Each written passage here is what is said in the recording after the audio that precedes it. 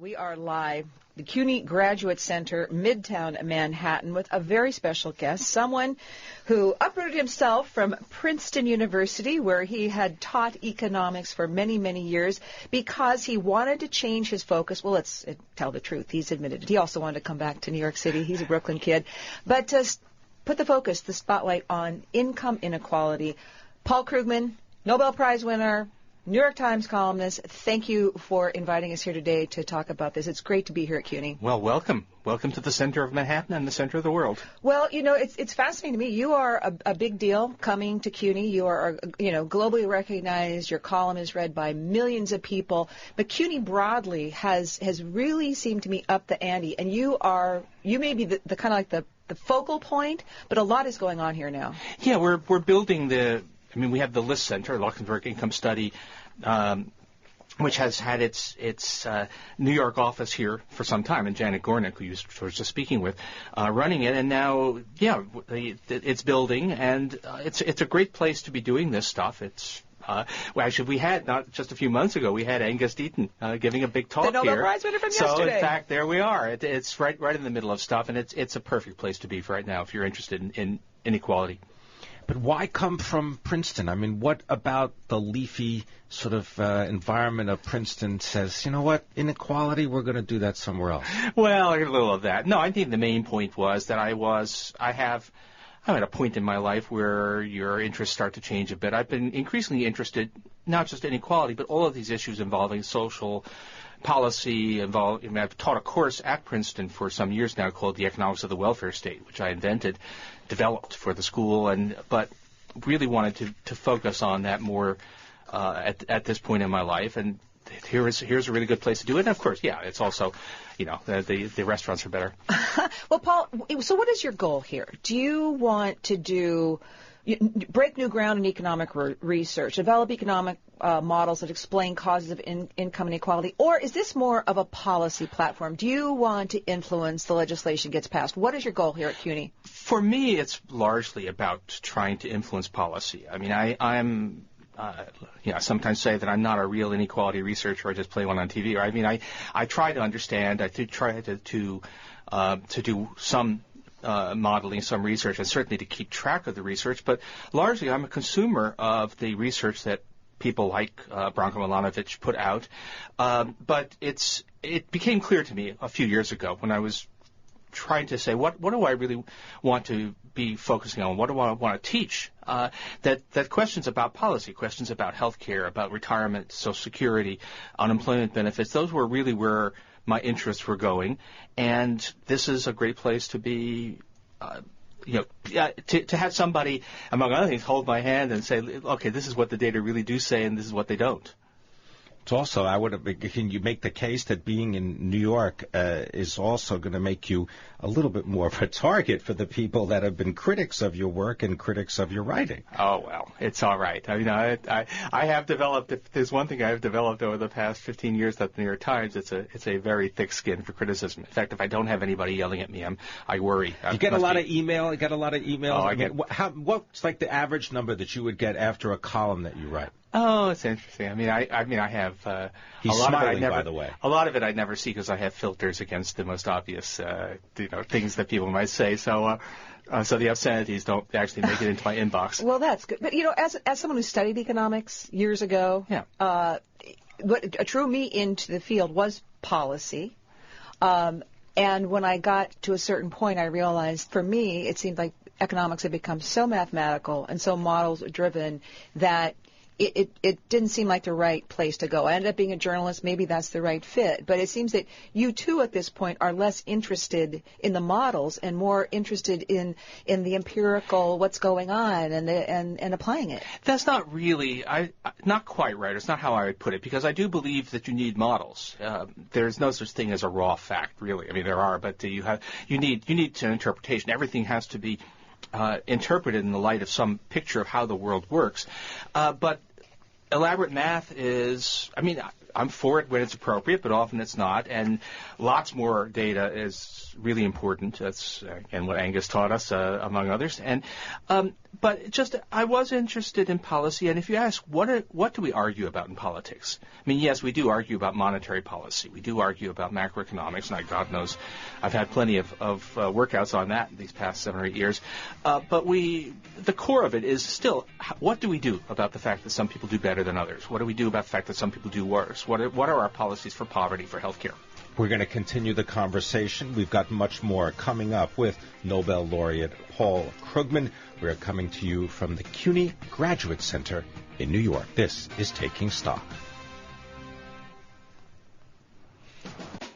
You're listening to Taking Stock with Kathleen Hayes and Pimm Fox on Bloomberg Radio. We are coming to you live from the CUNY Graduate Center in Midtown Manhattan. Our guest at the moment is Nobel laureate and professor Paul Krugman. You know, Paul Krugman, one of the things we just mentioned in terms of healthcare before we went to a break here is that the Affordable Care Act was something that a lot of people thought was just going to fall apart. It was going to crash. Right. What do you see about the efficacy of the ACA, and are there things? What things would you do to improve it? Oh, I mean, it's had an enormous positive impact. I mean, we have something like 16 million people who didn't have health insurance who now do. That's a big thing. It's not everybody. It's a kind of a Rube Goldberg device. It's a complicated plan. Had to be because of the political constraints, but it's reached a lot of people, and it will reach more over time. And if you want to ask, what is the biggest inequality that we know doesn't have to happen in America? It is the inequality in access to health care. You know, most other advanced countries have some form of guaranteed health care for everybody. We were the only place that really was lacking that. We have now mostly closed that gap. It's a huge thing, and it's not a perfect plan, but it's actually working far better even than the proponents thought it was going to work. Costs have come in below expectations. It's really been a big success. So it's going to. It's done. It's doing its job. But let's say what needs to be fixed. What could be altered now that it's been in place for a while? What should happen next? Okay, there are two problems. First of all, just in the implementation. One is that it was supposed to have a Medicaid expansion across the country, and at this point, because the Supreme Court opened the door for states to deny their own residents, free health care from the federal government. About half the states are still doing that. So there are several million people who should be covered who are not because of that. I think over time that will get fixed, but meanwhile there's a lot of gratuitous suffering. The other thing to say is that the way it works for the non-Medicaid people is a little bit complicated, and the subsidies are not quite as generous as they should be. So it is a little expensive, and it takes a little bit of hard work to get yourself signed up. So we still have too many people falling through the cracks, and those are things that could be fixed incrementally. But at this point, the insurance is not quite as good as it should be. The process of getting signed up is more difficult than it should be. We're paying some price for the fact that it's not a simple system like single payer, not Medicare for all. That's what it should have been, but that wasn't going to happen. So compared to what everybody thought we were going to get 5 years ago, it's a miracle. Compared to what you'd like, ideally, a lot to be done. All right, well, we can put miracles aside for just a second. I want to get your thoughts on some of the constituents involved in the health care debate. Right. First of all, the doctors. What's your take on their role in what's going on? Well, doctors have, historically, they were a big force for evil here, right? If you go back to why we didn't get universal health care in the 1940s, it was an unholy alliance between the American Medical Association and Southern segregationists. I mean, it's a really pretty bad story. But at this point, I think the medical profession has not been a big negative or positive. They're just sort of there.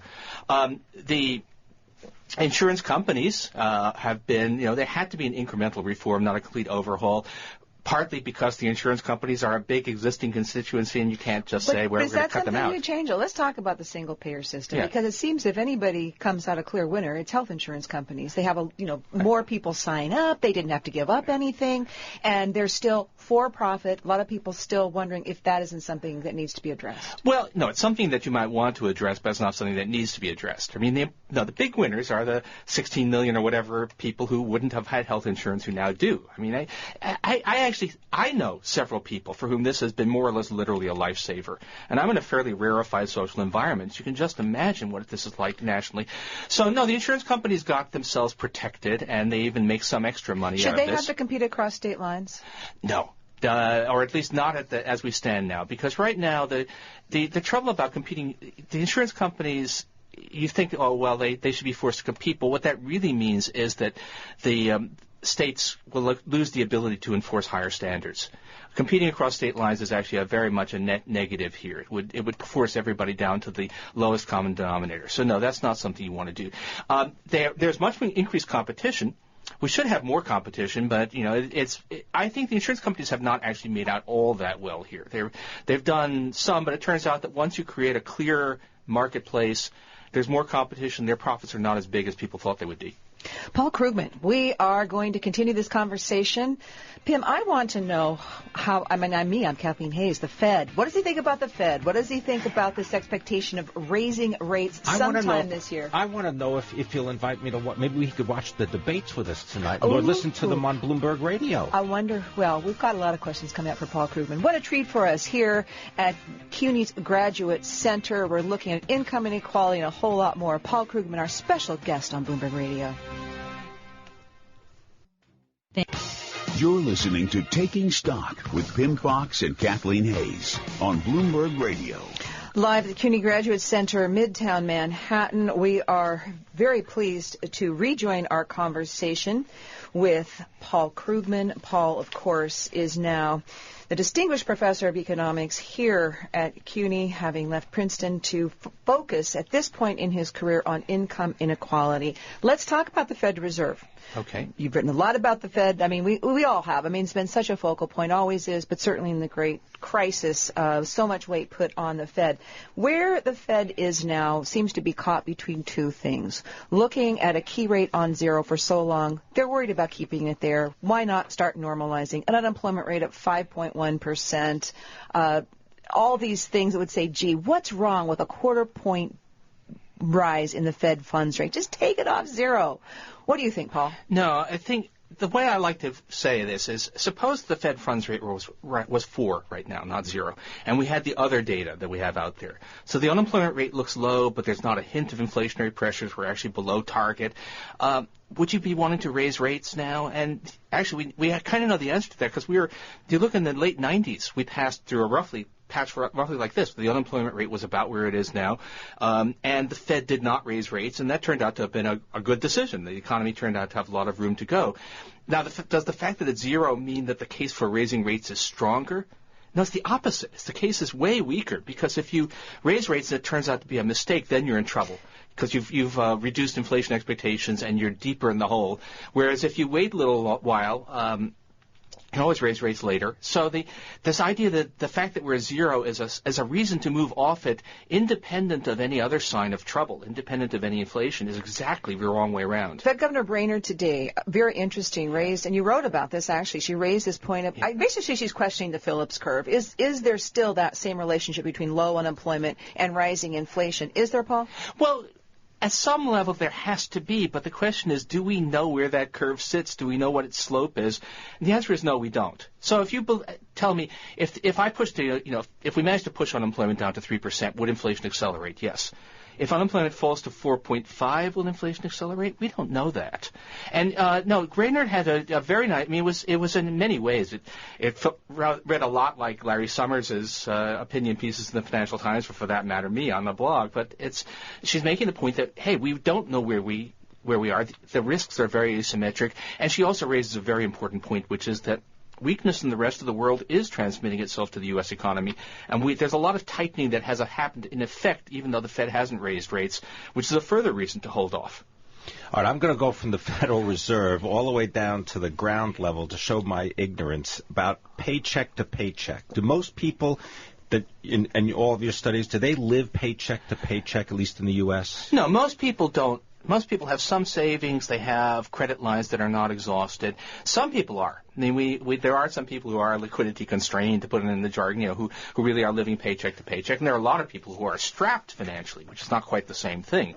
So, no, there's certainly a lot of people who are not not comfortable, who are worried about making their bills and making their payments. But we're not a society where everybody's unbanked or everybody has no assets, but we're not a society where everybody is rolling in liquidity either. Okay, but the reason I asked is because the idea being that when you make a decision to buy something as a consumer, you're doing it from a position of thinking either I have the money or I don't have the money. Maybe I have access to it, the credit, maybe I don't have access to the credit.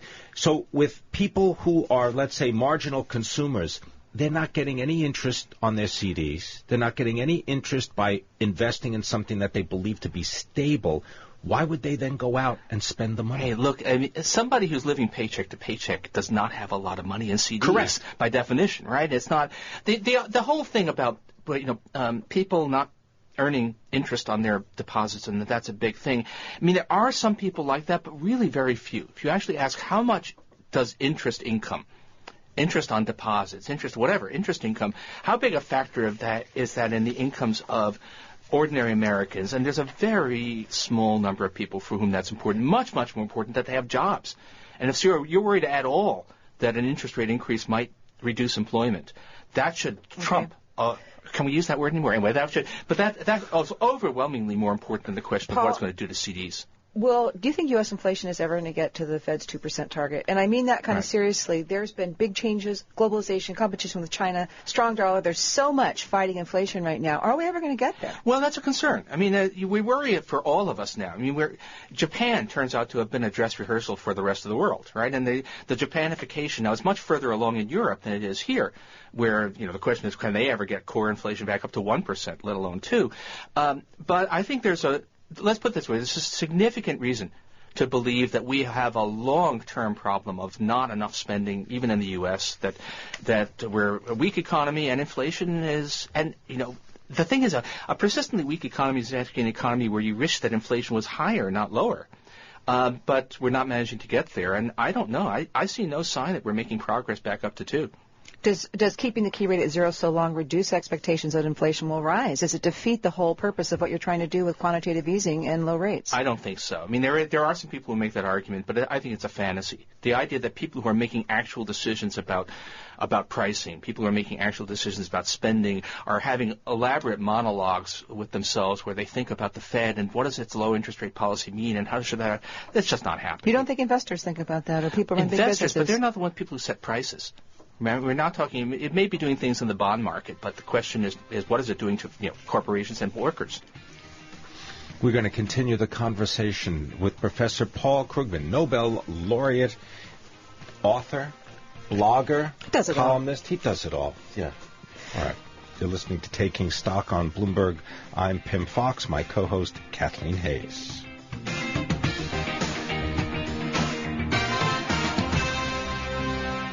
You're listening to Taking Stock with Kathleen Hayes and Pimm Fox on Bloomberg Radio. You're listening to Taking Stock on Bloomberg Radio. We are broadcasting from the Graduate Center of the City University of New York, CUNY. Our guest is Nobel Prize winner Paul Krugman. He is also Distinguished Professor of Economics at the Graduate Center, as well as an op-ed columnist for the New York Times. Professor Krugman, thank you for spending time with us. The TPP, the Trans-Pacific Trade Partnership. Yes. And, I went back, I did a little research, and, of course, you were awarded the Nobel Prize for, amongst other things. Mainly trade. Yeah, Mainly trade. Yeah. Okay, see? Yeah. So, now, the thing about trade agreements is at this point they are not trade agreements because actual tariffs are minimal on the great bulk of stuff these days. Import quotas mostly gone. Most of the remaining obstacles to trade are kind of hard to put your finger on. They're regulatory things. But in any case, when we sign what is called a trade agreement, it tends to be mostly actually not about trade. It tends to be about things like intellectual property. It tends to be about investor-state dispute settlement. The TPP, of course, we don't have the full text by any means, but the main things in it are as best we can tell, it's about strengthening intellectual property protection and enhancing dispute settlement, essentially increasing the ability of corporations to sue countries over policies that they say are discriminatory. Those are not always going to be bad things, but they're not always going to be good things either. So this is a really ambiguous thing. This is you can make all the arguments you want in favor of free trade, and they have nothing to do with this because that's not what this agreement's about. How about currencies? Ford Motor was right out of the gate saying that Congress should renegotiate the deal to add, quote, strong and enforceable currency rules. Congress needs to address currency manipulation in all future trade deals. Now, a lot of people say China pegging to the dollar, holding it artificially low, is one of the reasons our manufacturing sector got so hollowed out. Is this legitimate beef? It is a legitimate beef without an easy solution. China, by the way, the Chinese currency issue, that was a really big thing 5 years ago, much less so now. At this point, China, if anything, the yuan looks probably overvalued given where it would be if you set it free. But that doesn't mean it wasn't a valid concern, and that it doesn't become a concern in future. And we really do have a hole in the system. We have the ability to say that currency manipulation is taking place, but really no remedy for it. And now, but the reason they punted on it is partly that it's so hard to define. I mean, if you have to ask what is the biggest currency manipulation in the world right now, it's probably the undervalued Deutsche Mark. You say, well, but there isn't a Deutsche Mark. No, there isn't, but Germany is effectively using its membership in the euro to keep its costs way down relative to what they would be. How do you deal with that? What's your remedy? Do we get to, can we say that Germany is engaged in currency manipulation because of its interbank lending within the euro system? So I understand that they couldn't deal with it very well, but then if we can't deal with what is one of the last remaining really clear trade issues out there, why are we doing this deal? And also, we don't have the details as you described. Yeah. Do you find that at all problematic? Up to a point. Traditionally trade negotiations are. It's so complicated. I mean, who are they secret from? Yeah, well, it is basically, actually, it's mostly to keep a secret from congressmen so that they don't start larding it up with stuff that serves. That's the traditional thing. The traditional thing is you get the trade negotiators in there, and then they get to present a take it or leave it package to Congress, which worked very well as long as trade deals were really about trade. The problem now is what we really want to know is about dispute settlement. We want to know about intellectual property. And it's. I mean, I don't think this is the worst thing in the world. There are some people who think that this is a demonic agreement. I don't see that, but I actually don't see why we're doing this at this point. Stock market volatility. Some studies show that with a lag, 6 months or so, it can hurt the economy. As an economist, do you buy this? Do you think this is going to be an issue? Not really. I mean, a little bit, but basically, I don't really take it.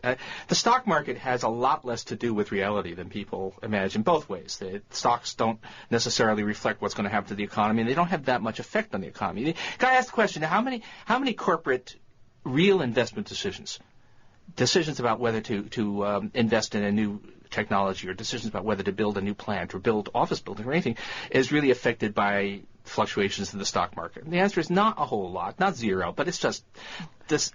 I'm much more interested in the bond market than the stock market. Well, me too. I'm a bond person from way back. Yeah. So I mean, that has a lot more impact on the real economy. So no, I mean, stocks is. Individual investors obsess about it all the time, which is reasonable. But my old teacher Paul Samuelson, said the stock market forecast 9 of the last 5 recessions. Right? It's never been that good. Just have to ask you before I run out of time. The big Democratic debates tonight. Who are you endorsing? If you're Hillary, if you're Bernie, I can't. The Times doesn't allow endorsements. Oh, God. Who's saying what Paul Krugman wants to hear in a presidential candidate? Then, for the most part, both of them are. I mean, the actual policy differences, particularly when you think about that, whatever they say they're for, what can actually get through Congress, which is likely, the House certainly is likely to be Republican controlled for quite a long time. I think what's amazing is how little diversity, how much consensus there is among Democrats about what it is they want. I think in terms of the actual policy, it would make very little difference which of them it becomes the nominee and if elected becomes president. How has Paul Krugman changed in his analysis of the economic world since you started at Princeton and now you're here at the CUNY Graduate Center? Oh, I think I have much more tolerance for imperfect solutions than I used to. I mean, if you'd asked me 15 years ago, what do I want to do about healthcare? I would have said single payer. I would have said, this thing this proposal you have for this thing called Obamacare, that's awfully complicated. Why would you do that?